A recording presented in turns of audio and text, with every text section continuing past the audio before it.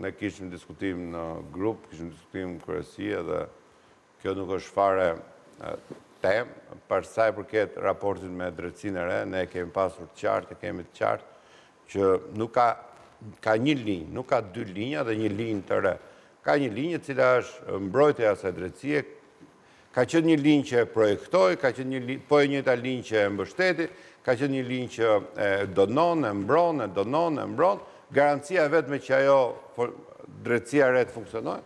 Dhe sot prap jemi në këtë fazë, pra nuk kemi asnjë koment përsa i përket atë mënyrë se si ata gjykojnë. A jeni të gjithë të kënaqur për gjërat apo kanë këndvështrime të tyre, po s'na takon, ne bëjmë detyrën tonë, dhe detyra është që të mbështesim këtë drejtësi të re, sepse njerëzit e duan këtë drejtësi të re. Edhe Shqipërisë dhe në procesin e integrimit i duhet ky raport me drejtësinë e re.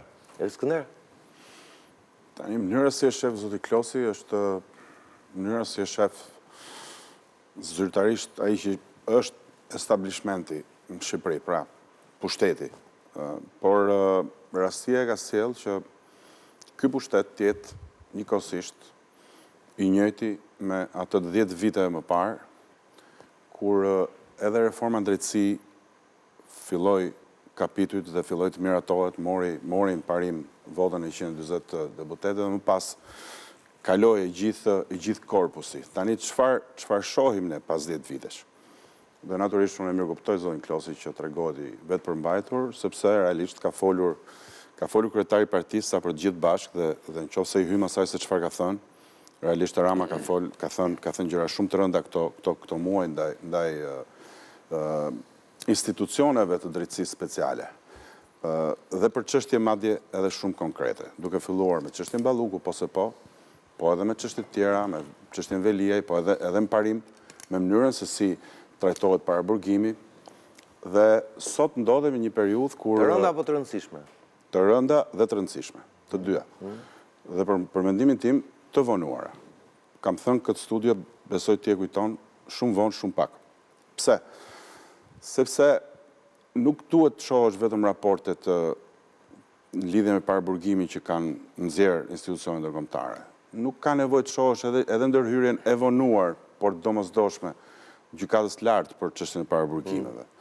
Nuk ka nevojë të shohësh edhe pakënaqësitë e të hetuarve dhe të pandehurve konkret, jo vetëm zyrtar të lartë, por të gjitha niveleve, për mënyrën se si 10 vite më parë fillonte një proces ku sot po shohim se vettingu ka qenë fake në një pjesë të konsiderueshme, jo të vogël, me faula jashtëzakonisht të rënda dhe me persona që nuk do të duhet ishin fare në atë godin që quhet drejtësia speciale.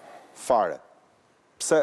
Sepse kanë dalë atë fakte që ne nuk i dinim gjatë rrugës dhe janë sjellë në një mënyrë të tillë organet përkatëse që kanë filtruar njerëz që s'do të duhet i filtronin. E dyta, po zbulojmë se në bazë të asaj që është miratuar edhe me dorën e zotit Klosi dhe besoj një përgjegjësi politike e ka maxhoranca në këtë pikë, që këtu janë shuar shanset për të pas proces gjyqësor.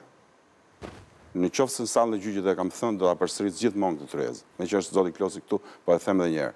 Në qoftë se në sallën e gjyqit akuza ka dorë të fusë nën përgjim, pra të intimidoj, të gjitha palët e tjera që ndodhen në atë sallë, ku de jure i zoti i sallës quhet gjyqtar, po de facto del një tjetër që është si thosh pika gravitetit. Pando te vendimi i gjykatës kushtetuese ishte arsiqare. Këtu pastaj nuk ka drejtësi, këtu ka ndëshkim. Nuk është i keq dhe ndëshkimi në rastet caktuar, po ne po të shkojmë drejt Evropës. Ne nuk shkojmë drejt ndëshkimit. Ne po përpiqemi të shkojmë drejt standardit.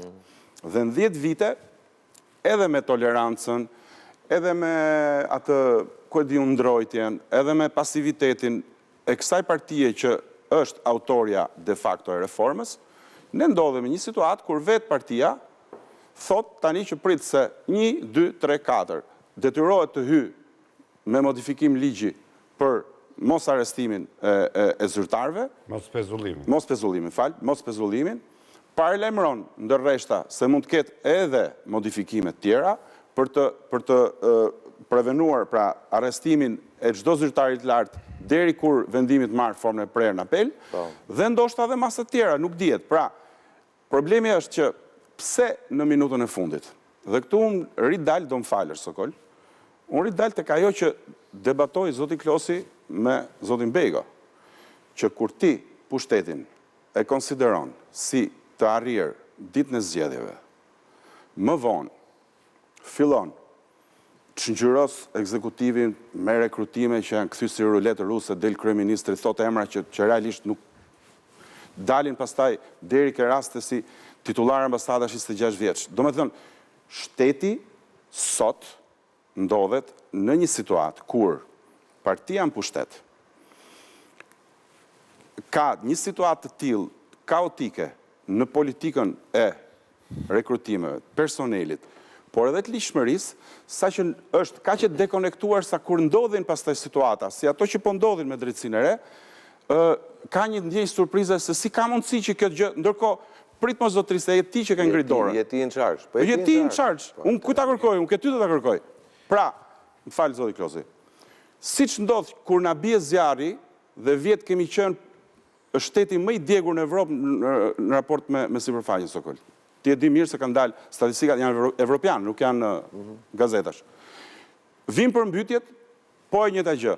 Bien zjarret, po si s'pas kemi blenja 2 avion. Do me thënë, gjithkohës merremi jo me parandalimin, qeverisja merret jo me parandalimin, po merret me shërimin e pasojave. Dhe kjo situatë që është kriju sot me drejtsinë. Prandaj është e tillë. Po absolutisht, është një njëjti fenomen. Tjetër punë se paraqitet forma të ndryshme. E kuptoj zotin Mengjozi nga pikpamja